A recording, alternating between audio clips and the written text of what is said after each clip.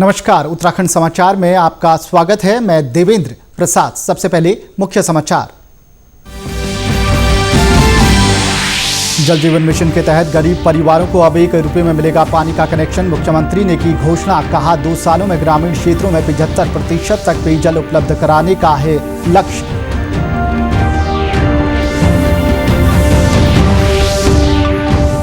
गृह मंत्रालय ने विश्वविद्यालयों और शिक्षण संस्थाओं को परीक्षाएं आयोजित करने की दी अनुमति। यूजीसी ने कहा, विश्वविद्यालयों की अंतिम वर्ष की परीक्षाएं सितंबर के अंत तक होंगी। सूचना और प्रसारण मंत्री प्रकाश जावड़ेकर ने किया अफ्रीकी फिल्म्स 2020 का उद्घाटन। कहा, कोरोना के मद्देनजर फिल्मों की शूटिंग के लिए मानक संचालन प्रक्रिया तैयार कर रही है सरकार।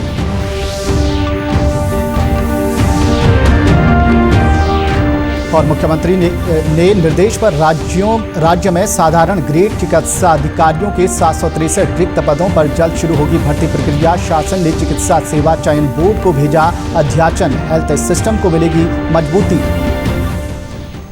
अब खबरें विस्तार से। उत्तराखंड राज्य में जल जीवन मिशन के तहत गरीब परिवारों को अब 1 रुपये में पानी का कनेक्शन मिलेगा। मुख्यमंत्री त्रिवेंद्र सिंह रावत ने घोषणा करते हुए कहा कि प्रदेश में प्रधानमंत्री नरेंद्र मोदी के जल जीवन मिशन को सफल बनाने के लिए ये कार्य योजना तैयार की गई है। साथ ही योजना के अंतर्गत वर्ष 2024 तक हर घर को नल द्वारा मानकों के अनुसार शुद्ध पेयजल की आपूर्ति सुनिश्चित कराने की योजना का लाभ प्रदेशवासियों को मिल सकेगा। मुख्यमंत्री ने कहा कि राज्य में जल जीवन मिशन के तहत आगामी 2 सालों में ग्रामीण क्षेत्रों में 75% तक पेयजल उपलब्ध कराने का लक्ष्य रखा गया है। अब 2350 नहीं, 1 रुपए में, ये भी बिल्कुल इसलिए कि उसको लगे कि मैंने दिया, और उसमें 1 रुपए में हम अब जो जल जीवन मिशन है उसके अंतर्गत पानी देंगे। मुझे पता है 2350 नहीं दे सकता है, प्रधानमंत्री जी का सपना पूरा नहीं हो सकता। प्रधानमंत्री जी ने हर गरीब के कल्याण की योजना बनाई है, तो हम उसमें 1 रुपया, और देश का पहला राज्य होगा जहां पर 1 रुपये में पानी का कनेक्शन दिया जाएगा। अभी जल जीवन मिशन के अंतर्गत माननीय प्रधानमंत्री जी ने कहा कि 2024 तक हम हर घर को नल देंगे, हर घर को नल देंगे। और नल देने का मतलब पानी देंगे, और पानी देने का मतलब है कि स्वच्छ पेयजल देंगे। आपको बता दें कि देश में इस प्रकार की पहल करने वाला उत्तराखंड पहला राज्य होगा जो आम आदमी के जीवन से जुड़ी इस योजना के लिए मात्र 1 रुपये में कनेक्शन उपलब्ध कराएगा।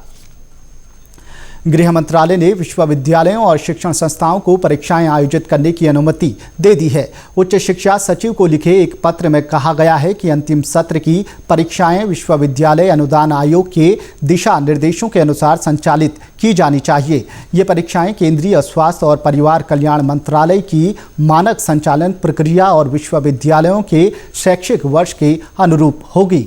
वहीं विश्वविद्यालय अनुदान आयोग यूजीसी ने परीक्षाओं से संबंधित अपने पूर्व के दिशा निर्देशों में संशोधन किया है। विद्यार्थियों की सुरक्षा, करियर प्रगति, प्लेसमेंट और व्यापक हितों को ध्यान में रखते हुए यूजीसी ने तय किया है कि इंटरमीडिएट सेमेस्टर के छात्र छात्राओं का मूल्यांकन पूर्व के दिशा निर्देशों के मुताबिक आंतरिक मूल्यांकन के आधार पर होगा। यूजीसी ने यह भी तय किया है कि अंतिम सेमेस्टर के छात्र छात्राओं की परीक्षा सितंबर में होगी, जो कि पहले जुलाई में होनी थी। सूचना और प्रसारण मंत्री प्रकाश जावड़ेकर ने आज कहा कि कोविड महामारी ने लोगों को संचार के नए तरीकों के बारे में सोचने को विवश किया है। फिक्की फ्रेम्स 2020 के उद्घाटन सत्र में श्री जावड़ेकर ने कहा कि सरकार इस महामारी के मद्देनजर फिल्मों की शूटिंग के लिए मानक संचालन प्रक्रिया तैयार कर रही है। We all need to work together to make a progress and harness the soft power of India. That is media and entertainment.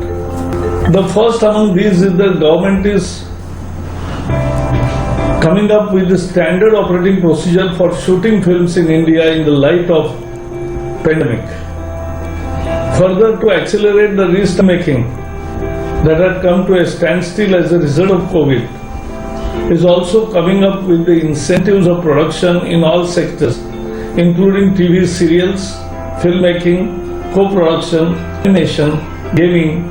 We'll be announcing these measures shortly.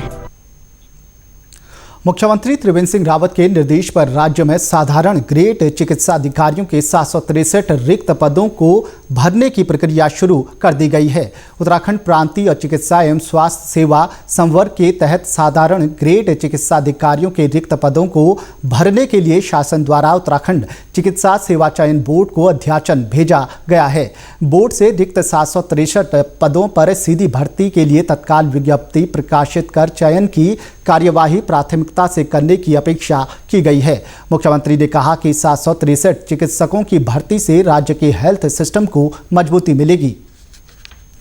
राज्य में कोरोना संक्रमितों की संख्या बढ़ती जा रही है। कल शाम 7 बजे स्वास्थ्य विभाग के हेल्थ बुलेटिन के मुताबिक 37 लोगों की सैंपल रिपोर्ट पॉजिटिव आई है। राज्य में अब कुल संक्रमितों की संख्या बढ़कर 3161 हो गई है।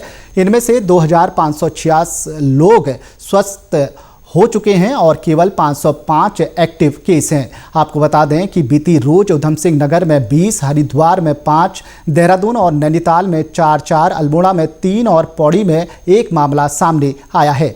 हालांकि राज्य में रिकवरी दर 81% से ज़्यादा है। वहीं मुख्यमंत्री ने कहा कि कोविड-19 के संक्रमण को नियंत्रित करने में राज्य सफल रहा है।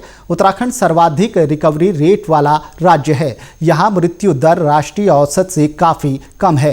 कोरोना काल में 400 नए डॉक्टरों की भर्ती की गई। 273 आईसीयू बेड, 165 वेंटिलेटर और 33 बाईपैप मशीनों की व्यवस्था की गई। इसके साथ ही 13 जिला अस्पतालों और बेस अस्पतालों में ऑक्सीजन सप्लाई पाइपलाइन का निर्माण किया जा रहा है।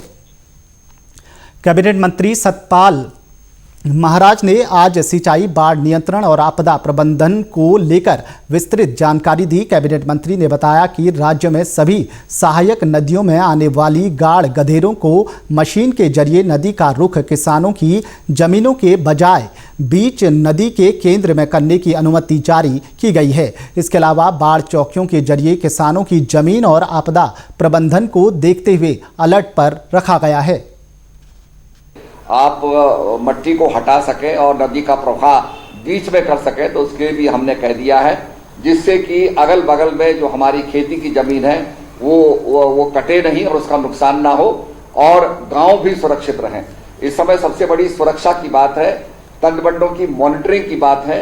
कहीं पर तटबंध टूट जाता है तो पानी अंदर आ जाता है और जल भराव हो जाता है, गाँव के गाँव डूब जाते हैं। तो गाँव को डूबने से बचने के लिए खासकर जो हरिद्वार क्षेत्र के अंदर ऐसा हो जाता है, पूरे हमने आवश्यक कदम उठाए हैं और मैं समझता हूँ इस मॉनिटरिंग से लोगों की सुरक्षा रहेगी, ऐसा मेरा मानना है। पर्यटन मंत्री सतपाल महाराज ने कहा है कि कोरोना के इस विपत्ति काल में धीरे धीरे हालात सामान्य हो रहे हैं।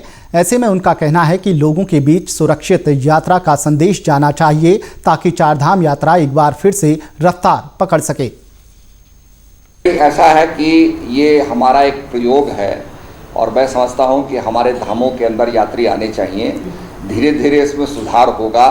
आप जानते हैं कि जैसे जैसे धीरे धीरे क्वारंटीन खुला है, ग्रीन जोन से लोग आ रहे हैं। भारत के और भी राज्यों में जहाँ ग्रीन जोन है वहाँ से भी लोग आएंगे। वहीं सतपाल महाराज ने रामायण की एक किताब को चीन के राष्ट्रपति शी जिनपिंग को भेजने का निर्णय लिया है। डिप्लोमेटिक चैनल के जरिए ये पुस्तक उनको भेजी जाएगी, जिसका मकसद बताते हुए सतपाल महाराज ने कहा कि इस ग्रंथ के जरिए चीन को आत्मसात करना चाहिए और रावण के अनुसरण पर चलने के बजाय मर्यादा के रास्ते का अनुपालन करना चाहिए। काश ये अच्छा होता कि रामायण से वो कुछ सत्शिक्षा लें। ये हमारे देश का बड़ा प्राचीन ग्रंथ है और इसमें रावण के पूरे विस्तार को लिखा गया है कि कैसे उसका पतन हुआ। आईआईटी रुड़की के शोधकर्ताओं की एक टीम ने बेहतर ड्राइविंग अनुभव और खासकर कोहरे के दौरान लो विजिबिलिटी सिनेरियो में दुर्घटनाओं के जोखिम को कम करने के लिए एक कुशल आर्किटेक्चर और एल्गोरिथम विकसित किया है। दरअसल कोहरे की उपस्थिति दृश्यता दूरी को तेजी से कम करती है और इस प्रकार ये ड्राइविंग के लिए सबसे खतरनाक स्थिति बन जाती है। चालक कोहरे की स्थिति में यात्रा करते समय दृश्यता की दूरी को पार कर जाते हैं और ज़्यादा गति के साथ ड्राइव करते हैं। इलेक्ट्रॉनिक्स एंड कम्युनिकेशन इंजीनियरिंग विभाग के प्रोफेसर ब्रजेश कुमार कौशिक ने बताया कि इस शोध के जरिए रियल टाइम डिफॉगिंग के लिए एक ऐसा सिस्टम डिजाइन किया गया है जो फॉगी फ्रेम से इनपुट लेकर एक क्लियर इमेज स्ट्रीम उत्पन्न करता है। सर्दियों में कोहरे के दिनों में सड़क पर पारदर्शिता की कमी के कारण दुर्घटनाओं की संख्या बढ़ जाती है। हमारी टीम ने इसी समस्या को दूर करने के लिए real time defogging system develop करा है। जैसे कि आप देख सकते हैं, राइट साइड में आपके फॉगी इमेज है स्क्रीन पे और लेफ्ट स्क्रीन पे आपके डिफॉग्ड इमेज है, जो कि रियल टाइम में एक हार्डवेयर यूनिट द्वारा करी जा रही है कन्वर्ट। ये पूरा का पूरा पैनल जो है इंटीग्रेट करके हम कार के डैशबोर्ड पे लगा सकते हैं, जो कि ड्राइवर के लिए काफ़ी सुविधाजनक होगा रियल टाइम में कन्वर्टेड इमेजेस देखने का। इंटेलिजेंट ट्रांसपोर्टेशन सिस्टम पर इस शोध को institute of electrical and electronics engineers के जर्नल ने प्रकाशित किया है। अल्मोड़ा के प्रसिद्ध न्याय के देवता गोलजू मंदिर में हाईकोर्ट के आदेश के बाद आखिरकार प्रबंधन समिति यानी ट्रस्ट का गठन कर दिया गया है। जिलाधिकारी नितिन भदौरिया को ट्रस्ट का अध्यक्ष जबकि एसडीएम सीमा विश्वकर्मा को उपाध्यक्ष बनाया गया है। गोलजू मंदिर में ट्रस्ट बनाए जाने पर जहां कई लोग इसका स्वागत कर रहे हैं, वहीं इसको लेकर पुजारियों में असंतोष भी देखने को मिल रहा है। नैनीताल हाईकोर्ट के आदेश के बाद पुजारियों ने जिलाधिकारी से मुलाकात कर ट्रस्ट में अपनी सहभागिता को लेकर ज्ञापन सौंपा। इस पर जिलाधिकारी ने कहा कि ट्रस्ट को लेकर पुजारियों में आम राय बनाने के लिए और असमंजस की स्थिति को ठीक करने के लिए आगामी दिनों में सभी पुजारियों के साथ एक बैठक कर जनसुनवाई की जाएगी, जिसमें सभी पुजारियों का पक्ष सुना जाएगा। ट्रस्ट का जो हमारा गठन किया गया है वो माननीय हाईकोर्ट और जो सेक्रेटरी टूरिज्म के द्वारा दिए गए निर्देशों के क्रम में किया गया है और हमारी कोशिश यही की जा रही है कि जैसे जागेश्वर ट्रस्ट में एक अच्छा कार्य किया गया है, उसी के भांति हम लोग चितई ट्रस्ट में भी अच्छा कार्य कर दिखाएं। उत्तराखंड के समाचारों में बस इतना ही। चलते चलते मुख्य समाचार एक बार फिर। जल जीवन मिशन के तहत गरीब परिवारों को अब 1 रुपये में मिलेगा पानी का कनेक्शन। मुख्यमंत्री ने की घोषणा, कहा 2 सालों में ग्रामीण क्षेत्रों में 75% तक पेयजल उपलब्ध कराने का है लक्ष्य।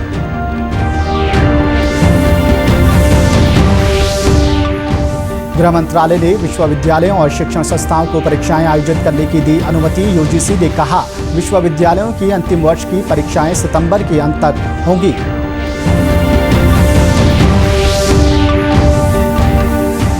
सूचना और प्रसारण मंत्री प्रकाश जावड़ेकर ने किया अफ्रीकी फिल्म्स 2020 का उद्घाटन। कहा कोरोना के मद्देनजर फिल्मों की शूटिंग के लिए मानक संचालन प्रक्रिया तैयार कर रही है सरकार।